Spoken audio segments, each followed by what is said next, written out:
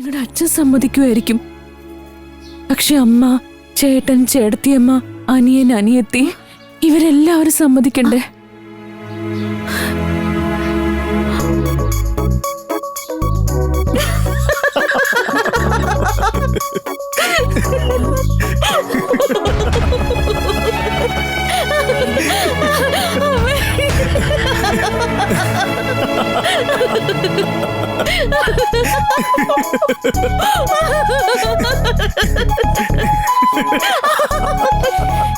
എന്തിനാ ചിരിക്കുന്നേ? എന്താ കാര്യം എന്താന്ന് പറഞ്ഞൂടെ? കൊച്ചമ്പരൻ ചേച്ചിയോട് ശരിക്കും നുണ പറഞ്ഞിട്ടുണ്ട്.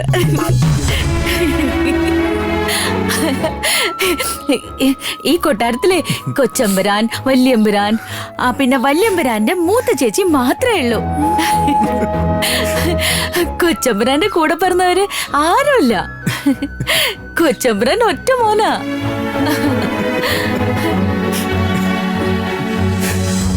ഇതും നിനക്ക് വേണ്ടി പറഞ്ഞൊരു നുണയാ. ഇനി എന്തൊക്കെ നുണകൾ എന്നോട് പറഞ്ഞിരിക്കുന്നെന്ന് അറിയില്ല. അത്രേ ഉള്ളൂ. ഇതൊന്നും നുണയല്ല, എന്റെ മനസ്സിലെ ആഗ്രഹങ്ങളാ. ചേച്ചി, അനിയത്തി, ചേട്ടന്മാര്, ഇങ്ങനെ ഒരുപാട് പേര് വേണമെന്ന് ആഗ്രഹം. സാരമില്ല, ഇവർക്കെല്ലാം പകരമായിട്ട് ഒരാളെ കിട്ടി. അത് നീയാണ്. ശരി, ഞാൻ അച്ഛനെ ഒന്ന് കണ്ടിട്ട് വരാം.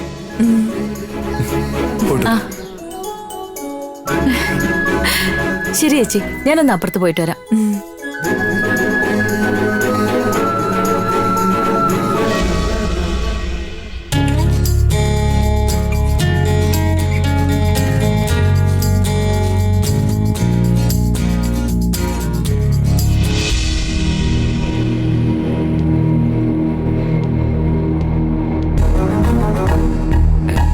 ഗോവിന്ദ, ഇതെന്താ ഇനിയും ചായ കൊടുത്തില്ലേ? അതെ, തമ്പുരാൻ നല്ല ദേഷ്യത്തിലാ, അതുകൊണ്ട് അങ്ങോട്ട് പോണോ വേണ്ടെന്ന് ആലോചിച്ച് നിൽക്കുക. അതെ ആ കൊച്ചമ്പുരാനെ, ഇതെപ്പോഴാ വന്നേ? ഞാൻ വരുന്ന വഴിയാ.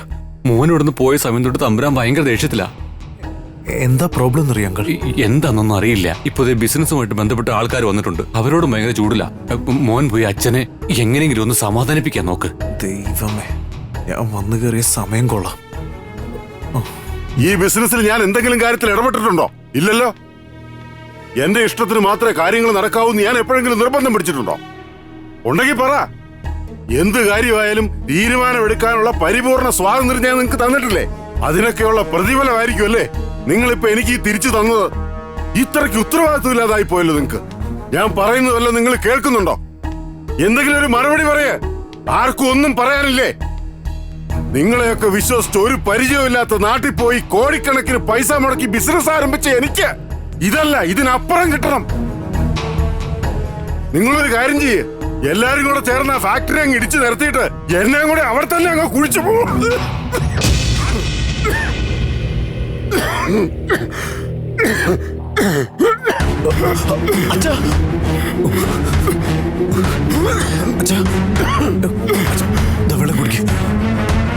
റിലാക്സ് ചേച്ചാ, റിലാക്സ്. അച്ഛൻ വെറുതെ ടെൻഷൻ ആവല്ലേ. റിലാക്സ്, എല്ലാം ശരിയാവും അച്ഛാ. ഇത്രത്തോളം ടെൻഷൻ അടിക്കാനും മാത്രം ഇവിടെ ഇപ്പൊ എന്താ ഉണ്ടായത് അച്ഛാ? എടാ, ബിസിനസിന്റെ ഇപ്പോഴത്തെ അവസ്ഥ കണ്ടിട്ട് മുടക്കിയ കാശ് പോലും തിരിച്ചു കിട്ടുമെന്ന് തോന്നുന്നില്ലടാ.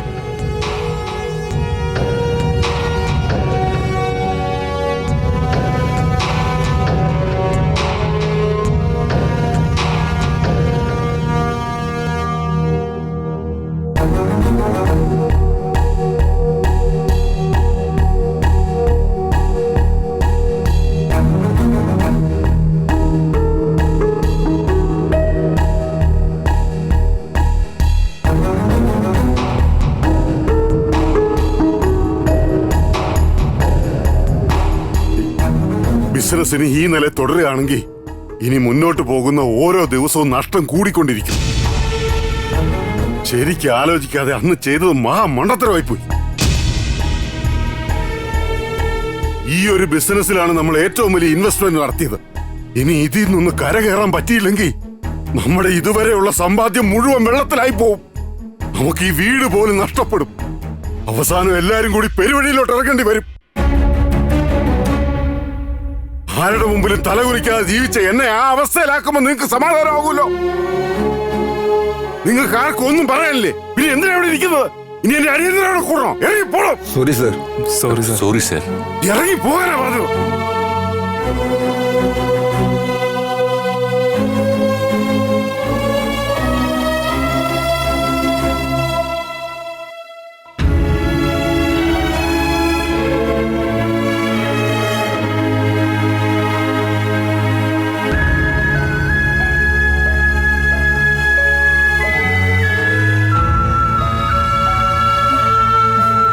ഒന്നും ടെൻഷൻ ആകണ്ട. വല്യമ്പരനോട് കാര്യങ്ങളൊക്കെ പറഞ്ഞ് മനസ്സിലാക്കി ഉടനെ കൂട്ടിട്ട് പോകും ചേച്ചി. മോളെ, ചേച്ചി അച്ഛൻ ഇങ്ങോട്ട് വരുന്നുണ്ടോ? ആ ഗംഗേ, നമസ്കാരം. ആരായത്? അച്ഛൻ ഇവളെന്റെ ഫ്രണ്ടാ, എന്നെ കാണാൻ വേണ്ടി വന്നതാ. ഓ അതെ മോളെ. മോളെ, കഴിക്കാൻ വല്ലതും കൊടുത്തോ നീ? ആ കൊടുത്തു അച്ഛാ. അല്ലച്ചാ, വല്യമ്പരൻ ദേഷ്യത്തിലാ? അവിടെ എന്തെങ്കിലും പ്രശ്നം ഉണ്ടായോ? എന്തു പറയാനാ, മലേഷ്യയിലുള്ള ഏതൊരു കമ്പനിക്ക് വേണ്ടി പാർട്ട്നേഴ്സിനെ വിശ്വസിച്ച് തമ്പുരാൻ വലിയൊരു തുക മുടക്കിയിരുന്നു.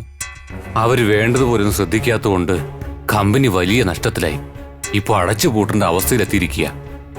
ആ ദേഷ്യമാണ് തമ്പുരാൻ എല്ലാവരോടും കാണിക്കുന്നേ. ഭാഗ്യം കൊച്ചമ്പുരാൻ വന്നോണ്ട് തമ്പുരാൻ ഒന്ന് തണുത്തു. എനിക്ക് അതിശയം തോന്നുക, തമ്പുരാൻ ഇതുവരെ മുതൽ മുടക്കിയ ഒരു ബിസിനസ്സിലും ഇങ്ങനൊരു നഷ്ടം സംഭവിച്ചിട്ടില്ല. ഇതിപ്പോ ആരുടെ സമയദോഷം കൊണ്ടാണെന്ന് അറിയില്ല മോളെ, ഇങ്ങനൊരു കഷ്ടകാലം.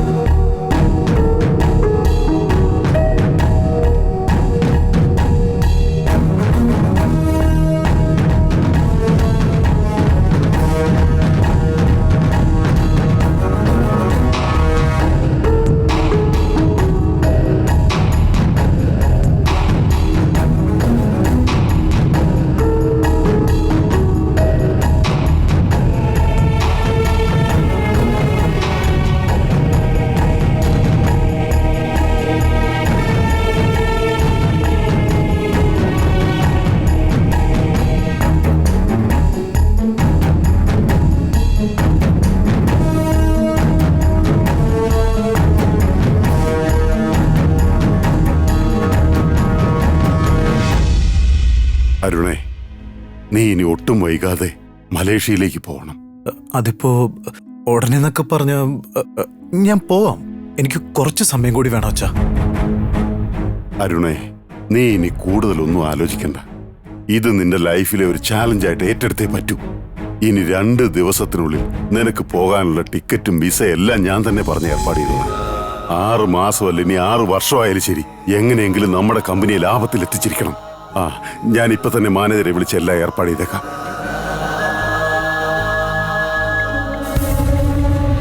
ഹലോ, ജയകൃഷ്ണ, 2 ദിവസം കഴിഞ്ഞ് അരുൺ അവിടേക്ക് വരുന്നുണ്ട്. ഈ ബുദ്ധി എനിക്ക് പണ്ടേ തോന്നിയിരുന്നെങ്കിൽ നമ്മുടെ കമ്പനിക്ക് ഇന്നത്തെ ഈ അവസ്ഥ ഉണ്ടാവില്ലായിരുന്നു. ഇനിയിപ്പോ അത് പറഞ്ഞിട്ട് കാര്യമില്ലല്ലോ. താൻ വേറൊന്നും ചെയ്യണ്ടോ, എന്താ വേണ്ടതെന്നൊക്കെ എന്റെ മോനറിയാം.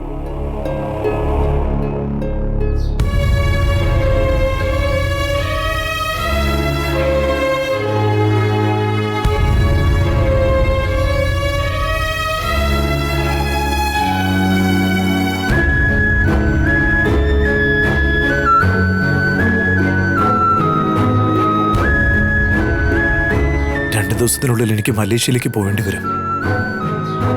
ചിലപ്പോൾ മാസങ്ങൾ കഴിഞ്ഞ് തിരിച്ചെത്തൂ.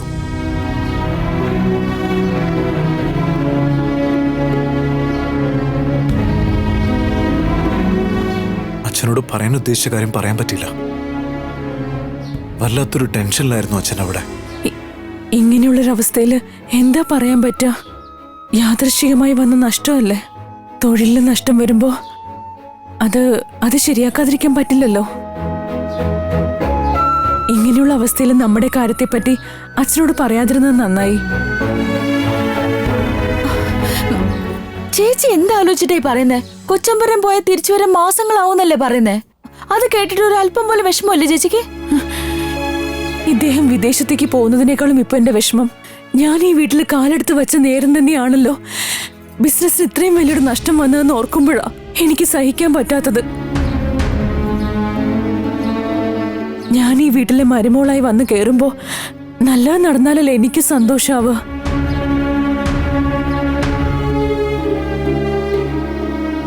നിങ്ങളുടെ അച്ഛൻ പറഞ്ഞതുപോലെ എത്രയും വേഗം വിദേശത്തേക്ക് പോയി കമ്പനി കാര്യങ്ങളൊക്കെ ഒന്ന് നേരെയാക്കിയിട്ട് വരൂ. അതിനുശേഷം ഞാൻ നിങ്ങളുടെ ഭാര്യയാണെന്നുള്ള കാര്യം അച്ഛന് സാവധാനം പറഞ്ഞ് മനസ്സിലാക്കാം. അപ്പോഴേ നിങ്ങളുടെ അച്ഛൻ മനസ്സ് നിറഞ്ഞ സന്തോഷത്തോടെ എന്നെ മരുമോളായി സ്വീകരിക്കൂ.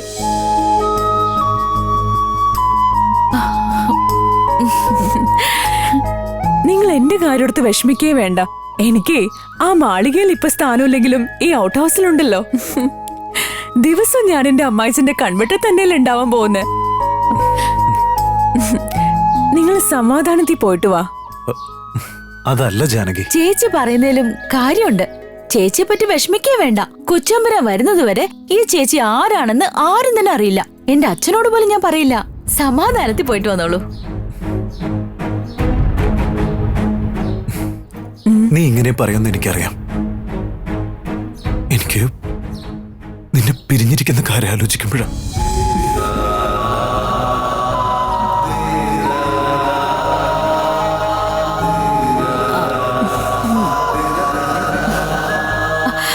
ശരി ശരി, നിങ്ങൾ സംസാരിക്കേ.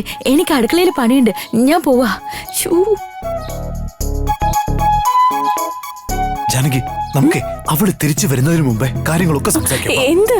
നീ വാ. നീ വാ. എന്താണ്? വാ, ഇരിക്ക്. ഇരിക്കാനല്ലേ പറഞ്ഞു. ആരെങ്കിലും കാണുന്നേ? ഇവിടെ എല്ലാവരും ഓരോരോ തിരക്കിലായിരിക്കും. നീ വാ, ഇവിടെ ഇരിക്കും.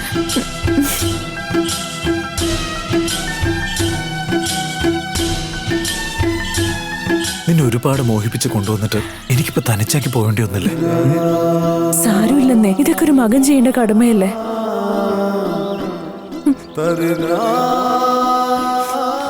നിനക്ക് വിഷമാവല്ലേ തനിച്ചിവിടെ ഇങ്ങനെ? നിങ്ങൾ വെറുതെ മനസ്സ് വിഷമിപ്പിക്കാതെ പോയിട്ട് വാ. നിങ്ങൾ അടുത്തില്ലെങ്കിലും എന്റെ മനസ്സിലില്ലേ? എന്നോട് പോകാൻ പറയുന്നത് നിന്റെ മനസ്സോടെയാണോ?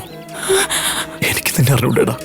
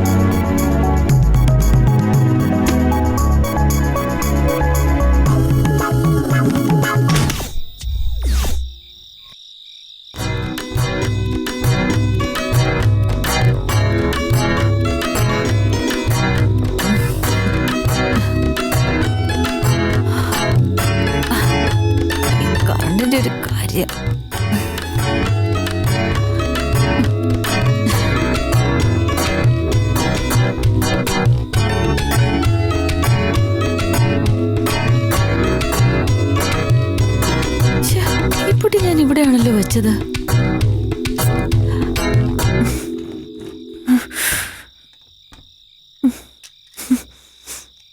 എന്താ ഗംഗേ?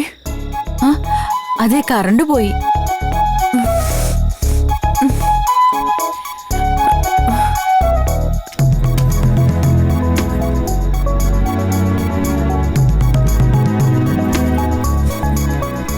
ചേച്ചി കിടന്നോ? ഞാൻ കൊട്ടാരത്തിൽ പോയി മെഴുതിരി കത്തിച്ച് വെച്ചിട്ട് വരാം. ഞാനും കൂടെ വരട്ടെ? എന്നാ വാ.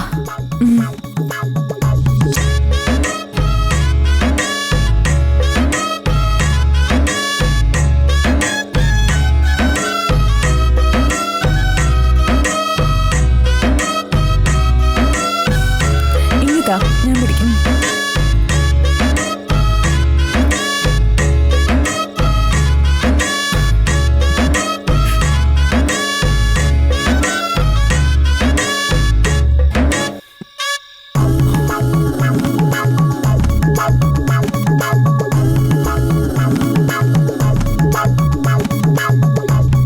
ഗംഗേ, ഞാൻ അകത്ത് കയറുന്നില്ല. നീ വേഗം പോയിട്ട് വാ, ഞാനിവിടെ നിന്നോളാം. വേഗം വരണേ. ഞാൻ വേഗം വരാം. ശരി.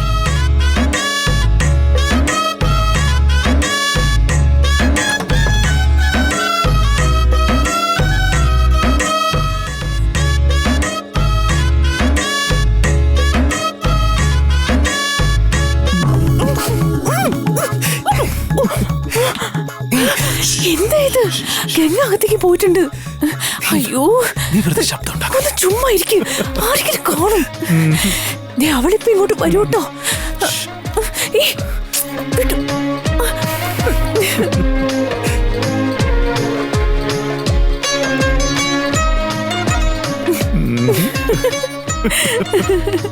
പോടുന്നു.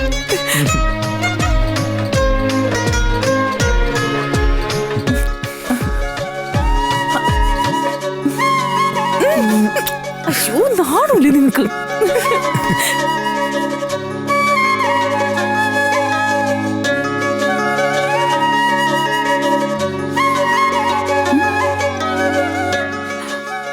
ഇതെന്താ മെയിൻ ഓഫ് ആണല്ലോ? ഓ, കൊച്ചമ്പരാന്റെ പണിയാണല്ലേ? അയ്യോ, അവള് വരുന്നേ. നിങ്ങൾക്ക് എന്താ പറഞ്ഞ മനസ്സിലാവാത്തെ? അയ്യോ, അവള് വരുന്നുണ്ട്.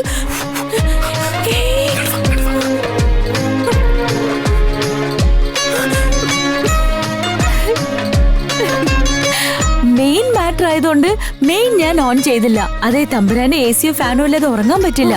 അതുകൊണ്ട് പെട്ടെന്ന് മെയിൻ ഓൺ ചെയ്യണേ. അത് നിങ്ങളുടെ പണിയാലേ? അയ്യോ, ഇനി ഞാൻ എന്റെ മുഖത്ത് എങ്ങനെ നോക്കും?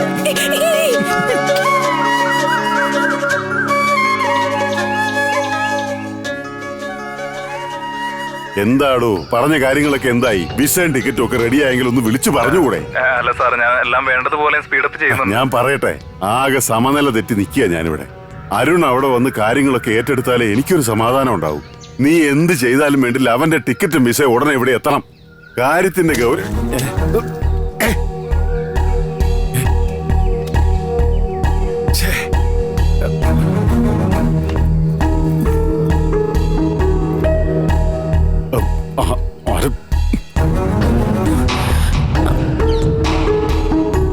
അയ്യോ,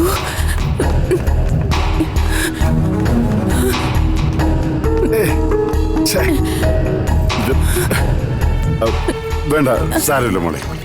അയ്യോ,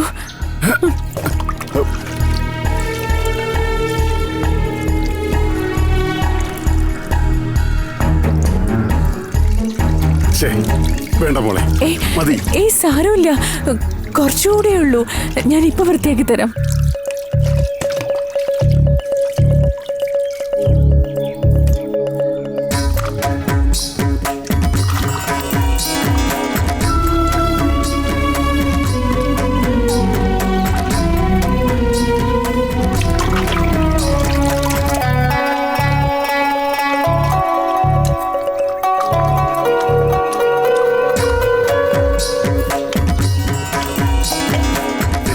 അയ്യോ, എന്താ മോളെ, സാരി കൊണ്ടാണ് തുടയ്ക്കുന്നത്?